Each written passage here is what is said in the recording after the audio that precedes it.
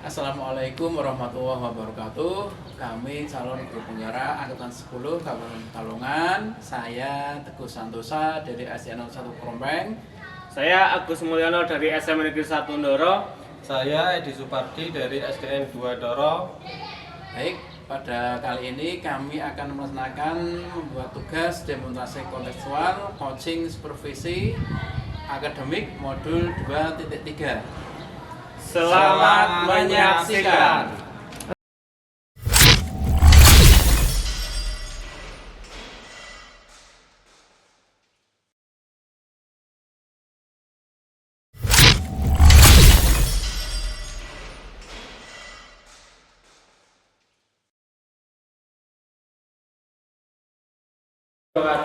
Waalaikumsalam warahmatullahi wabarakatuh. Selamat pagi Pak Edi.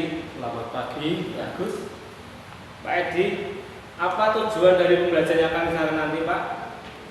Ya, terima kasih Pak Agus. Tujuan dari pembelajaran yang akan nanti dilaksanakan yaitu yang pertama mengembangkan keterampilan kognitif. Siswa diharapkan dapat memahami, menguasai materi yang diajarkan. Yang kedua, meningkatkan keterampilan afektif, yaitu bagus siswa diharapkan dapat menunjukkan sikap positif, nilai-nilai yang relevan dengan materi pelajaran. Yang ketiga, mengembangkan keterampilan psikomotorik, siswa diharapkan dapat menerapkan pengetahuan yang diperoleh dalam aktivitas praktisi. Gitu bagus. Oke Pak. Terus area pengembangan apa Pak yang ingin Bapak difokuskan ini Pak? Terima kasih Pak Agus. Area pengembangan yang ingin difokuskan yaitu ada 4. Yang pertama, keterampilan berpikir kritis, yaitu mengajarkan siswa untuk menganalisis, mengevaluasi, dan menciptakan solusi terhadap permasalahan. Bagus. Terus yang kedua, keterampilan berkomunikasi, yaitu mengembangkan kemampuan siswa dalam menyampaikan ide, berdiskusi dengan baik. Terus yang ketiga, kolaborasi Pak Agus. Area pengembangannya yaitu meningkatkan kemampuan siswa untuk bekerja sama dengan siswa yang lain. Selanjutnya yaitu literasi digital. Yang dikembangkan adalah kita memperkenalkan dan mengoptimalkan penggunaan teknologi di dalam proses belajar mengajar. Gitu Pak Agus, area pengembangannya. Terus strategi apa Pak yang akan digunakan saat pembelajaran nanti Pak? Ya Pak Agus, terima kasih. Yaitu strategi yang akan kami gunakan yaitu yang pertama, pembelajaran berbasis project atau project based learning, di mana nanti siswa bekerja dalam proyek yang memberikan pengalaman nyata dalam mengaplikasikan pengetahuan mereka di lingkungan kelas. Yang kedua yaitu pembelajaran yang bersifat kolaboratif, yaitu melibatkan kerjasama antar siswa di dalam kelompok untuk menyelesaikan tugas atau proyek bagus. Terus yang ketiga, pembelajaran berbasis inquiry, yaitu mendorong siswa untuk bertanya, menyelidiki, dan menemukan sendiri jawaban dari permasalahan yang ada. Demikian Pak Agus. Oh iya Pak. Jadi untuk obrolan ini media apa saja yang akan digunakan Pak Edi? Ya, terima kasih Pak Agus. Dalam pembelajaran ini media yang akan saya gunakan banyak sekali Pak Agus. Yang pertama yaitu buku teks atau materi cetak, yang kedua video pembelajaran, yang ketiga alat peraga, yang keempat platform digital dan aplikasi pembelajaran, dan yang terakhir lembar kerja dan bahan evaluasi. Demikian Pak Agus. Terus untuk pelaksanaannya kapan Pak Edi dilakukan itu Pak?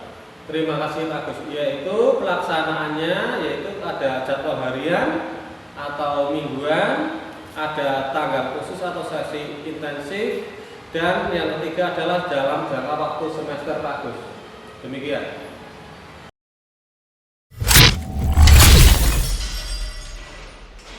Apa saja? Iya, Pak Edi.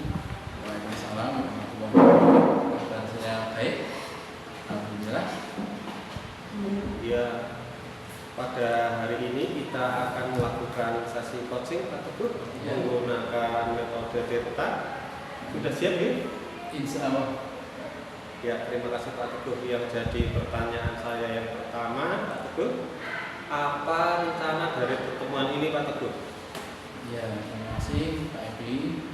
Untuk rencana pertemuan ini saya akan mengajar pelajaran agama Islam kelas 6 semester 1 tahun 2024 dengan melakukan pembelajaran yang menyenangkan dan berpihak pada murid. Lah, apa tujuannya Pak Teguh? Iya. Jadi tujuan pembelajaran hari ini yaitu siswa mampu menjelaskan pengertian iman kepada hari akhir, siswa mampu membaca, mampu menyebutkan macam-macam hari akhir, siswa mampu menunjukkan surat Al-Quran yang menjelaskan tentang hari akhir, kemudian siswa mampu menyebutkan nikmat iman pada hari akhir tadi. Ya, terima kasih Pak Teguh. Apa definisi tujuan akhir yang Bapak ketahui Pak? Ya, tujuan dari pertemuan ini adalah untuk memetakan langkah-langkah dalam pembelajaran dan mengevaluasi sumber daya yang tersedia dan mengidentifikasi potensi hambatan yang mungkin dihadapi dan memilih media-media yang relevan. Iya. Selanjutnya, apa definisi tujuan akhir yang diketahui oleh Pak Teguh? Iya, menurut saya nanti terciptanya lingkungan pembelajaran yang lebih interaktif dan efektif, di mana siswa terlibat dan guru mampu menggunakan metode dan teknologi baru yang bisa dipercaya. Apa ukuran keberhasilan pertemuan ini Pak Teguh? Ya, untuk hari ini ukuran keberhasilannya yaitu tercapainya KKPM dalam pembelajaran ini. Selanjutnya, apa yang ingin Bapak kembangkan? Ya, saya ingin mengembangkan kompetensi dalam menggunakan teknologi pendidikan, meningkatkan keterlibatan siswa dalam pembelajaran, menciptakan metode pembelajaran yang lebih adaptif dan responsif terhadap keterlibatan siswa dan melaksanakan pembelajaran yang menyenangkan. Lah, apa tantangan yang ingin Anda selesaikan Pak Teguh? Baik, tantangan yang ingin saya selesaikan termasuknya adalah beberapa anak yang lemah dalam mengikuti pembelajaran agama di kelas dikarenakan di rumah mereka tidak pernah mengaji, sehingga mereka selalu kesulitan untuk mengikuti pelajaran yang dilakukan di sekolah. Terus, apa yang ingin Anda capai dalam rencana ini Pak Teguh? Baik, rencana saya ingin mencapai peningkatan kualitas pembelajaran dengan siswa yang lebih aktif dan termotivasi, serta guru yang lebih terampil dan percaya diri dalam mengajar menggunakan metode dan teknologi baru, dan murid mampu mencapai target dari tujuan pembelajaran yang telah ditetapkan. Apa yang Anda harapkan Pak Teguh? Ya, harapan saya setelah pertemuan ini nanti murid mampu menguasai materi pembelajaran tentang hari kiamat atau hari akhir. Selanjutnya, menurut Bapak, apa pentingnya target itu bagi Bapak Teguh? Target itu pentingnya apa? Target itu penting bagi saya karena dapat meningkatkan kualitas pendidikan di sekolah, kemudian memberi manfaat besar bagi siswa dalam jangka panjang, serta meningkatkan profesionalisme dan keterampilan guru. Ya, selanjutnya Pak Teguh ya. Apa yang terjadi jika Anda tidak bisa meraihnya Pak Teguh dari target itu? Iya. Jika saya tidak bisa meraih target ini Pak, kemungkinan kualitas belajar di sekolah tidak meningkat. Ya. Siswa kurang termotivasi dan terlibat, serta potensi frustasi di antara guru yang merasa metode belajar tidak efektif, dan saya akan mengulangi materi pembelajaran yang sudah saya berikan, saya akan sampaikan kepada siswa kembali. Ya, selanjutnya Pak Teguh, apa arti target itu Pak Teguh? Iya, target menurut saya itu memberikan pendidikan yang lebih baik ya, dan lebih relevan bagi siswa, meningkatkan kemampuan kepercayaan diri guru, serta membangun reputasi sekolah sebagai institusi yang inovatif dan responsif. Nah, selanjutnya Pak Teguh, Ya. kesempatan Bapak yang miliki sekarang apa? Iya, untuk saat ini ya menurut saya kesempatan untuk melaksanakan pembelajaran yang menyenangkan dan mengimplementasi baru yang berpihak pada murid. Lah kalau dilihat dari skala 1 sampai 10 itu di mana posisi Bapak sekarang? Kalau posisi saya di posisi 6 Pak Edi. Saya sudah memulai beberapa langkah untuk memperbaiki tata cara pembelajaran yang dilakukan di kelas, namun masih banyak hal yang perlu dilakukan untuk mencapai tujuan akhir. Nah, terus selanjutnya apa kekuatan Bapak yang Bapak miliki dalam untuk mencapai tujuan ini, Pak? Menurut saya itu pengalaman saya mengajar Edi ya. Jadi sebagai kekuatan saya, terus saya juga mempunyai kemampuan selalu belajar agar dapat memberi pelajaran yang terbaik bagi siswa. Selanjutnya Pak tanya, apa peluang atau kemungkinan yang Bapak bisa diambil? Iya, kemungkinan yang bisa saya ambil yaitu melaksanakan pembelajaran yang menyenangkan dan pada murid serta menekankan pada pelaksanaan pendidikan teratur. Nah, selanjutnya apa hambatan atau gangguan yang dapat menghalangi Bapak untuk meraih tujuan itu, Pak Teguh? Hambatan atau gangguan yang menghalangi Bapak? Iya, beberapa hambatan yaitu adanya fasilitas yang kurang Pak, ya, untuk kemudian pendidikan di kelas. Nah, terus solusinya gimana Pak Teguh? Ya, solusinya menurut saya harus mengoptimalkan sumber daya yang ada, membuat alat peraga yang bisa membantu dalam pembelajaran siswa. Nah, terus bagaimana selama ini Bapak melakukannya? Ya, selama ini ya saya mencoba pembelajaran sederhana dan berhasil Pak. Terus apa yang sudah Bapak lakukan selama ini? Beberapa pelatihan saya ikuti, kemudian pembuatan alat peraga yang murah dan ramah bagi anak. Selanjutnya Pak Teguh, Ya. hal apa yang menurut Bapak itu kurang dilakukan saat ini? Menurut saya kemampuan saya dalam membagi waktu dalam mengelola pembelajaran di kelas Pak. Terus yang apa tantangan menurut Bapak? Tantangan itu seperti apa menurut Pak Teguh? Ya, tantangan saya terutama mengelola waktu Pak dia, mengelola waktu antara mengajar dan masa pelatihan, mengatasi asistensi dan kebutuhan, memastikan ketersediaan sumber daya yang memadai, serta mendukung inovasi strategi baru. Nah, terus rencana Bapak untuk mencapai tujuan itu seperti apa Pak? Rencana saya menyusun belajar dengan arah yang tepat serta memilih metode belajar yang tepat sesuai dengan materi pembelajaran. Adakah prioritas Pak Teguh? Iya, prioritasnya yaitu meningkatkan keterlibatan siswa dalam proses pembelajaran. Nah, strateginya seperti apa Pak Teguh? Strateginya yaitu melalui pembelajaran interaktif pada siswa, evaluasi berkala untuk mengumpulkan metode pembelajaran yang saya terapkan. Nah, terus bagaimana jangka waktunya Pak Teguh? Jangka waktu ya seperti umumnya Pak, di kelas 35 menit kali 4 pertemuan. Nah, terus apa ukuran keberhasilan menurut Bapak? Menurut saya ukuran keberhasilan yaitu tercapainya KKM Pak, kompetensi minimal dari siswa. Nah, terus kapan Bapak akan memulai Pak Teguh? Saya akan mulai minggu depan Pak Edi. Terima kasih. Minggu depan Pak Teguh ya. Ya. Terus selanjutnya siapa yang akan dilibatkan Pak Teguh? Saya akan dengan siswa kelas 6 Pak Edi. Nah, terus kapan target waktu keberhasilannya Pak Teguh? Iya, targetnya akhir akademik, akhir semester Pak Edi ya. Iya.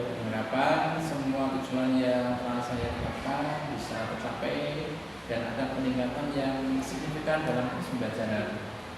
Yang menjadi indikator keberhasilan apa Pak Teguh? Kalau keberhasilan indikatornya yaitu meliputi peningkatan nilai akademik siswa bagi peningkatan partisipasi dan keterlibatan siswa dalam kegiatan pembelajaran. Adakah hal lain yang harus Bapak siapkan Pak?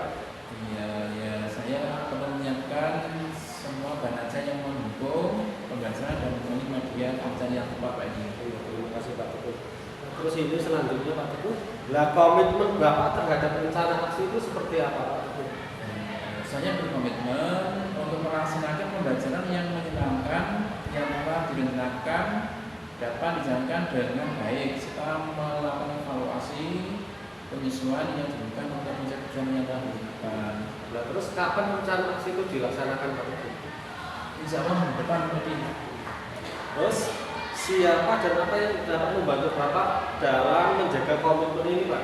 Iya, tentunya rekan kerja satu sekolah tadi, kemudian keluarga itu yang menjadi yang membantu saya. Seberapa yakin program ini, rencana ini dapat terlaksana Pak Teguh? Ya kira-kira 8-9% Pak Edi. Bagus sekali Pak Teguh ya. Iya. Selanjutnya Pak Teguh, apa ada keraguan yang masih pada diri Bapak untuk mencapai rencana aksi itu? Iya, ada Pak. Ya, misalnya kemungkinan hambatan yang tidak terduga seperti perubahan situasi yang terjadi di ruang kelas serta mungkin faktor alam seperti hujan dan lebat cemali Iya. pembelajaran.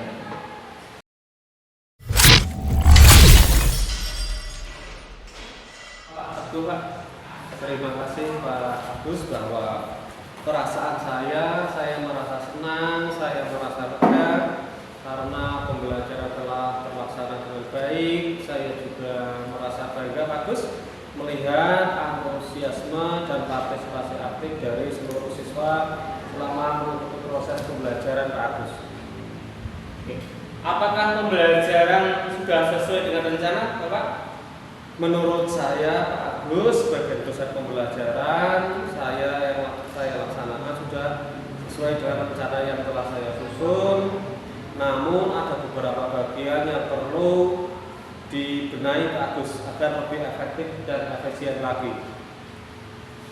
Terus apa Bapak yang menjadi hambatan pada saat pembelajaran Pak? Ya, terima kasih Pak Agus. Hambatan yang saya temui itu antara lain keterbatasan waktu dalam mendalami beberapa materi.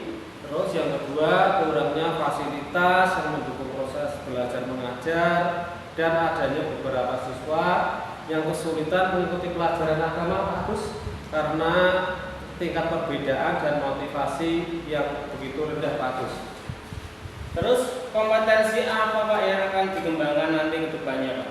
Terima kasih Pak Agus. Kompetensi yang ingin saya tingkatkan ke depannya yaitu keterampilan berpikir kritis dan analitis Pak Agus, itu yang pertama ya. Yang kedua yaitu keterampilan komunikasi yang efektif.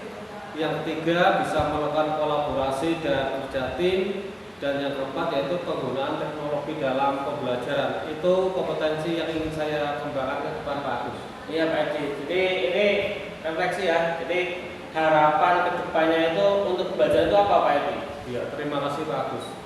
Harapan yang ada dalam diri saya yaitu proses pembelajaran dapat terus meningkatkan kualitasnya Pak Agus dengan lebih banyak variasi metode dan media pembelajaran yang saya gunakan. Berarti ini metode sama gaya mengajar saya Pak Agus. Ya, terus selanjutnya saya juga berharap dapat lebih memahami kebutuhan individu.